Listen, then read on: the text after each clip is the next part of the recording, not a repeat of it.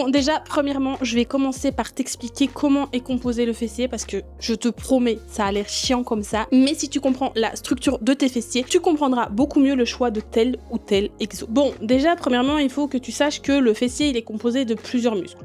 Tu as d'abord le grand fessier. Donc le grand fessier, c'est ce qui va donner le volume vraiment sur le fessier. À savoir aussi que le fessier est un très grand muscle qui contient beaucoup de fibres et toutes ces fibres là il va falloir les recruter à travers différents exercices. Mécaniquement le fessier il permet tout ce qui est extension de hanche, donc ces mouvements où on vient vraiment pousser le bassin d'avant en arrière. Ensuite il y a le moyen fessier, donc le moyen fessier c'est le muscle qui se trouve au-dessus de la fesse et qui mécaniquement permet tout ce qui est stabilisation au niveau des mouvements, mais aussi tout ce qui est mouvement d'abduction. Et ensuite, vous avez le petit fessier qui se trouve en dessous du moyen fessier.